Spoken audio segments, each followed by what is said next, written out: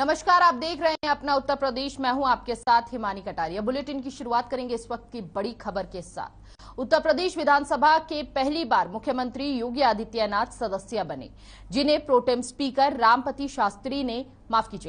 शास्त्री ने विधानसभा सदस्य के पद की शपथ दिलाई। साथ ही मुख्यमंत्री ने कहा कि हम प्रदेश के विकास को आगे बढ़ाने का संकल्प लेते हैं और मैं सभी सदस्यों का स्वागत करता हूं। साथ ही ऐसी अपेक्षा है कि सभी सदस्य सदन की मर्यादा और विकास में सभी रुचि लेकर कार्य करेंगे। तो वहीं समाजवादी पार्टी के अध्यक्ष नेता अखिलेश यादव ने भी पहली बार विधानसभा सदस्य की शपथ ली। 18वीं विधानसभा के लिए नवनिर्वाचित सदस्यों के शपथ ग्रहण का आज से कार्यक्रम प्रारंभ हो रहा है। देश के सबसे बड़े राज्य के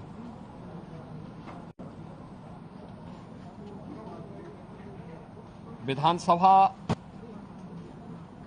अपने नवनिर्वाचित नए सदस्यों के स्वागत के लिए पूरी तरह तैयार है। आज यहां पर माननीय सदस्यगण शपथ लेकर के संविधान के अनुरूप उत्तर प्रदेश के समग्र विकास में अपने योगदान को आगे बढ़ाने का एक संकल्प भी लेंगे। मैं इस अवसर पर सभी नवनिर्वाचित सदस्यों का हृदय से स्वागत करता हूं और मुझे पूरा विश्वास है कि सदन की मर्यादा, परंपरा का पालन करते हुए सदन की कार्रवाई को शांतिपूर्ण ढंग से आगे बढ़ाने और आने वाले समय में उत्तर प्रदेश के समग्र विकास में सभी माननीय सदस्यगण रुचि लेकर के उसे आगे बढ़ाने का कार्य करेंगे। नवनिर्वाचित सभी माननीय सदस्यों का मैं एक बार फिर से आज उन्हें बधाई देता हूं और शपथ ग्रहण के लिए उनका हृदय से स्वागत और अभिनंदन भी करता हूं। तो all India bank employees association ने सोमवार से 2 दिन की हड़ताल का ऐलान किया है। सोमवार से सभी बैंक कर्मचारी बैंकों के निजीकरण के विरोध में राष्ट्रव्यापी हड़ताल का ऐलान किया है। मार्च क्लोजिंग के अंतिम दिनों में हड़ताल होने से व्यापारियों और सरकारी विभागों के कामकाज भी प्रभावित होंगे।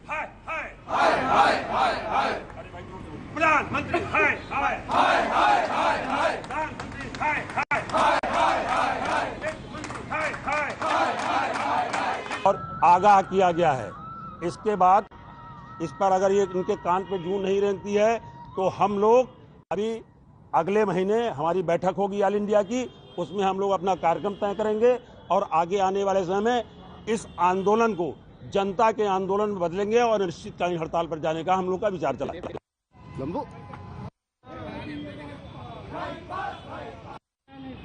जी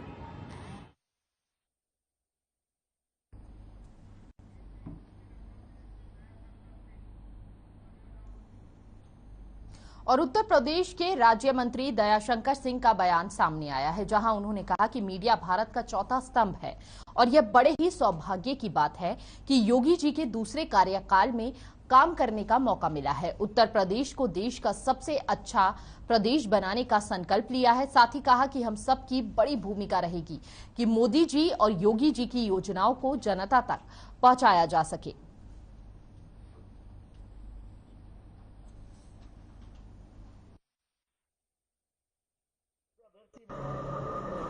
देखिए, हम सब के लिए सौभाग्य है कि योगी जी के दूसरे कार्यकाल में साथ काम करने के लिए मौका मिला है और माननीय योगी आदित्यनाथ जी उत्तर प्रदेश को देश का सबसे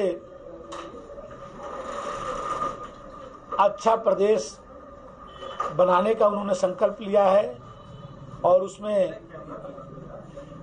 हम सब की भूमिका रहेगी।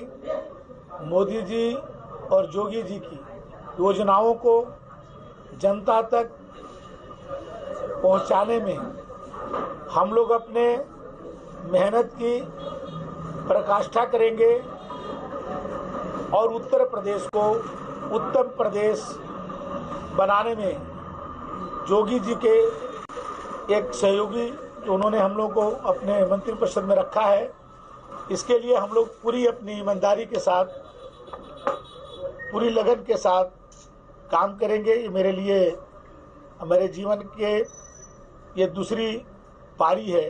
अभी तक मैं संगठन में कार्य करता रहा हूं वर्षों से, लेकिन एक जनप्रतिनिधि होने का और एक माननीय योगी जी के मंत्रिपरिषद में मंत्री के रूप में एक काम करने का एक।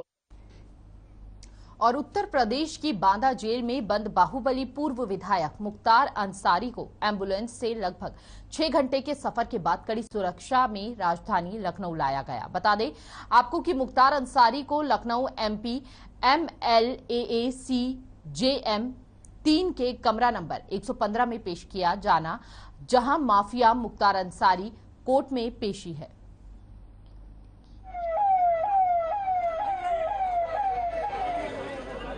मुख्तार अंसारी लखनऊ पहुंचे और ऐसे में आज उनकी कोर्ट में पेशी है। मुख्तार अंसारी लखनऊ कड़ी सुरक्षा के बीच बाहुबली को कोर्ट में पहुंचाया गया है। तस्वीरों में आप देख सकते हैं और साथ ही साथ पुलिस बल की भारी तैनाती के बीच वहां पर उन्हें अब कोर्ट में पेश किया जाएगा।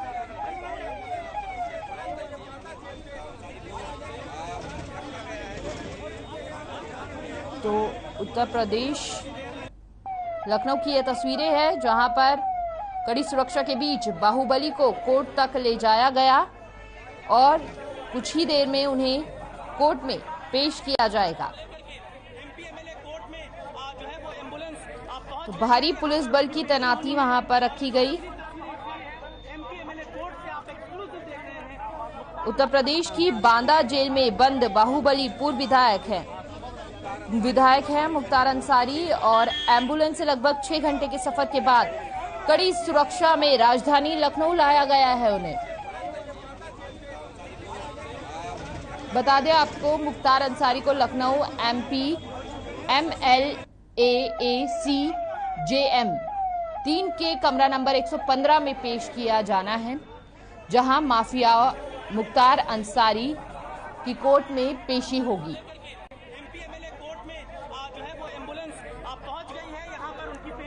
एम्बुलेंस 6 घंटे का सफर तय करते हुए लखनऊ पहुंची। बांदा जेल में लंबे समय से बंद है मुख्तार अंसारी। आपको बता दें कि आज मुख्तार अंसारी की पेशी है। माफ कीजिएगा, मुख्तार अंसारी को कड़ी सुरक्षा के बीच कोर्ट में ले जाया गया।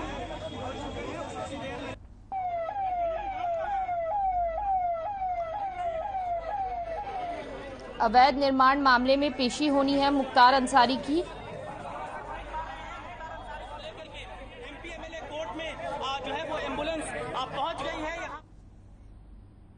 लखनऊ के केसर बाग स्थित समाज सेवक पार्टी के प्रदेश कार्यालय पर एक कार्यक्रम का आयोजन किया गया, जहां राष्ट्रीय अध्यक्ष रजनीकांत दुबे ने पार्टी से पूर्वी विधानसभा प्रत्याशी शिवा गुप्ता और मध्य विधानसभा से प्रत्याशी राजकुमार को प्रतीक चिन्ह देकर सम्मानित किया। इस दौरान उन्होंने कहा कि पार्टी आपके उज्जवल भविष्य की कामना करती है। वहीं शिवा गुप्ता ने कहा कि हमें जनता का प्यार भरपूर मिला है। चुनाव आयोग की बड़ी कमी की वजह से हमको हार का सामना करना पड़ा, क्योंकि चुनाव आयोग ने लिस्ट में बड़ी गड़बड़ी करी हुई थी।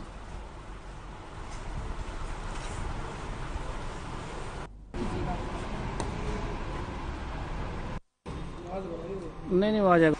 श्रीमती शिवा गुप्ता जी को मैंने पूर्वी विधानसभा से चुनाव मैदान में उतारा था और राम कुमार जी को मध्य विधानसभा से चुनाव में उतारा था और आज इन लोगों को प्रोत्साहन के रूप में और मैंने स्मृति चिन्ह प्रदान किया है।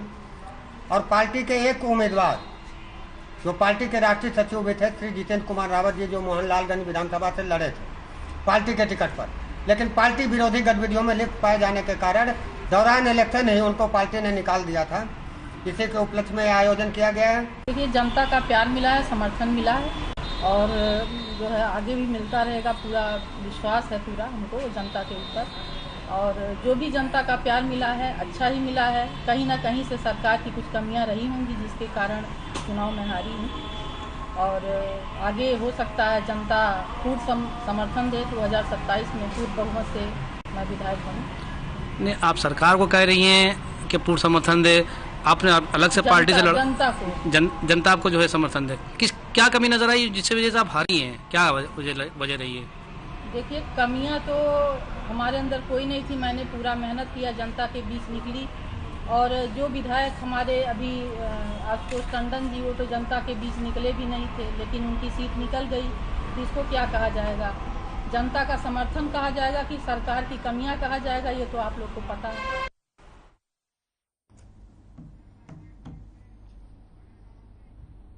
और लखनऊ के गोमती नगर स्थित होटल कासिया इन में शीतला अष्टमी के अवसर पर होली मिलन समारोह का आयोजन किया गया, जिसमें प्रधान संघ के अध्यक्ष अमिताभ वाजपेयी ने शिरकत की। वहीं मुख्य आयोजक कंचन वर्मा, स्वर्णकार और सोनल ने बताया कि यह होली मिलन हम महिलाओं ने इसलिए आयोजित किया है ताकि हम सबका जीवन अबीर गुलाल की तरह रंगों में रंग जाए। बता दें कि कार्यक्रम में महिलाओं ने नृत्य गीत के माध्यम से अपनी खुशी का इजहार किया। वहीं सभी महिलाओं ने प्रदेश में मुख्यमंत्री के रूप में योगी आदित्यनाथ के दोबारा शपथ ग्रहण करने पर खुशी जाहिर की है और कहा कि उनके शासनकाल में हम महिलाओं के अंदर आत्मविश्वास का संचार हुआ है। कानून व्यवस्था महिला सशक्तिकरण की दिशा में और तेजी से काम होगा। उनके कुछ अदाओं से पहचान में आया कि ममता भाभी है, नहीं तो मैं तो पहचान ही नहीं पा रही थी कि ममता भाभी है।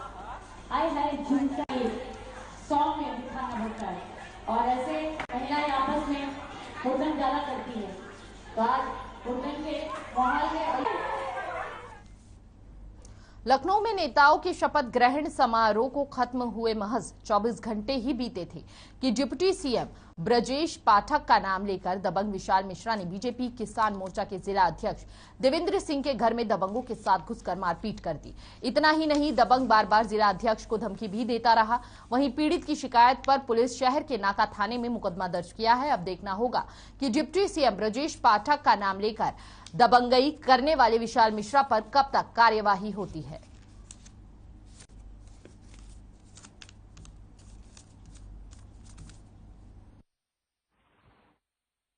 कल मेरे एक रिश्तेदार जो अयोध्या में आरटीओ में अधिकारी हैं, उन्होंने फ़ोन करके मुझको जानकारी दी कि विशाल मिश्रा नाम का एक लड़का है जो मुझको फ़ोन कर रहा है और माननीय उप मुख्यमंत्री ब्रजेश पाठक जी का नाम लेकर के धमकी दे रहा है और मुझसे गलत काम करने के लिए कह रहा है, और कहा कि अगर नहीं करोगे तो मैं तुम्हें नौकरी से निकलवा दूंगा। कल ये विशाल मिश्रा कम से कम 30-40 लोगों के साथ आया और हमारे पार्टी के पदाधिकारी हैं देवेंद्र सिंह, किसान मोर्चा के कार्य समिति सदस्य हैं। नाम सीधे सीधे आकर नाम पूछा कि यहाँ देवेंद्र सिंह कौन है, और ना कोई बोलचाल ना कुछ जो है। तो देवेंद्र ने कहा कि भाई मैं हूँ देवेंद्र सिंह, और जैसे ही नाम बताया वैसे ही उस पर जो है 8-10 लड़के तुरंत टूट पड़े।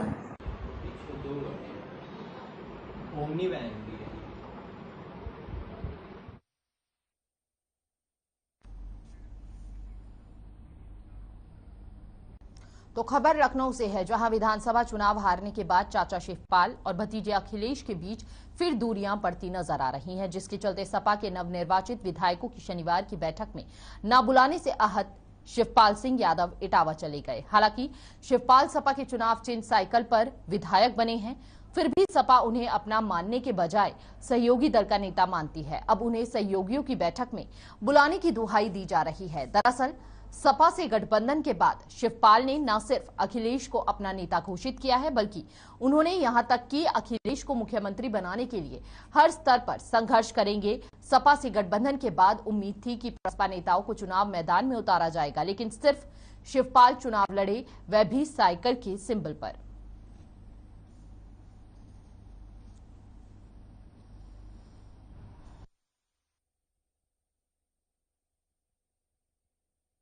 और मैं 2 दिन से यहाँ इसलिए से रुका था कि समाजवादी विधानमंडल दल की बैठक में रहूंगा,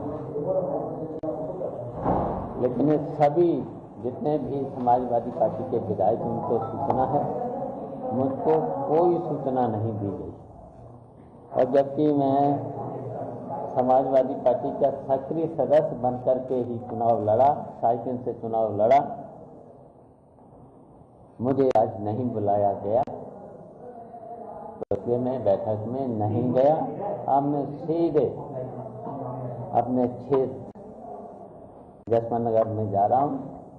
तुरंत बैठक में निमंत्रण नहीं था, इसलिए मैं नहीं गया।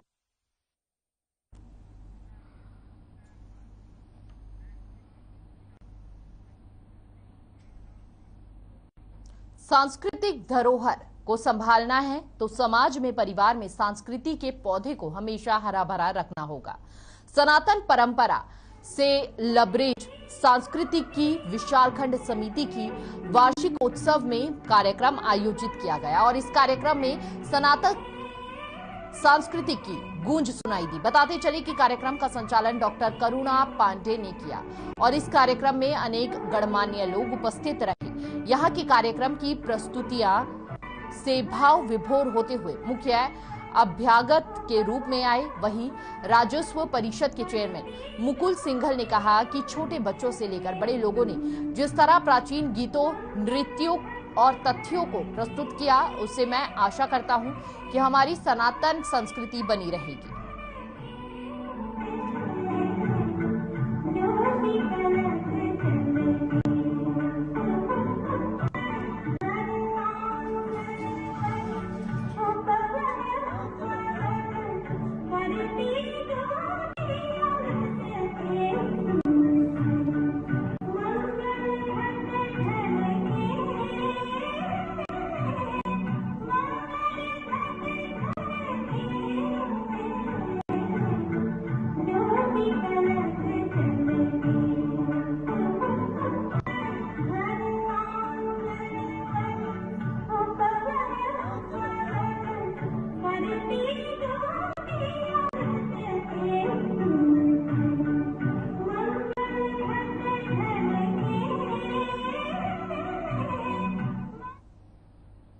और लखनऊ में वीर सावरकर विचार मंच की ओर से द कश्मीर फाइल्स फिल्म की गोमती नगर मॉल में स्पेशल स्क्रीनिंग की गई, जिसका शुभारंभ लखनऊ की महापौर संयुक्ता भाटिया के साथ फिल्म की अभिनेत्री भाषा संबली और कश्मीरी पंडितों के लिए आवाज उठाने वाले सुशील पंडित ने किया। 2 सिनेमा हॉल में करीब 400 लोगों को निःशुल्क द कश्मीर फाइल्स फिल्म दिखाई गई। वहीं फिल्म देखने के बाद सभी दर्शकों ने कश्मीर में हुए नरसंहार में शहीद लोगों को श्रद्धांजलि अर्पित की। जहां महापौर संयुक्ता भाटिया के साथ सभी अतिथियों ने मार्च निकालकर कश्मीरी पंडितों के हितों में आवाज बुलंद की। महापौर ने कहा कि विस्थापन का दर्द वही समझ सकता है जिसने उससे झेला हो। इस मौके पर महापौर संयुक्ता भाटिया के साथ वीर सावरकर विचार मंच के अध्यक्ष डॉक्टर अजय दत्त शर्मा, महामंत्री Kumar Ashok Pandey, the Kashmir files film की अभिनेत्री भाषा संबली सहित बड़ी संख्या में नौजवान और महिलाएं मौजूद रही।